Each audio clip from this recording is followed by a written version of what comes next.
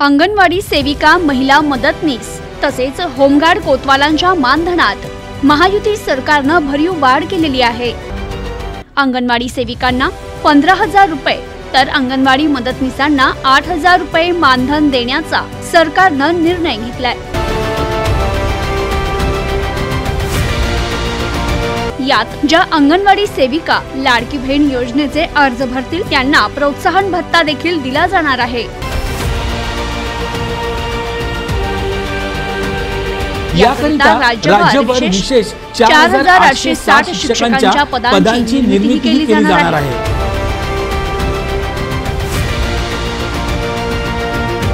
तर अंगणवाडी मदतनीसांना दरमहा 8,000 रुपये मानधन देण्याचा निर्णय झालाय। कोतवालांच्या मानधनात वाढ करून त्यांच्याकरिता कल्याणकारी योजना सुरू करण्याचा निर्णय घेण्यात आलाय। त्याशिवाय होमगार्ड किंवा कोतवाल यांचा काम करताना मृत्यू झाल्यास त्यांच्या वारसांना अनुकंपा तत्वावर नियुक्ती देखील देण्यात येणार आहे।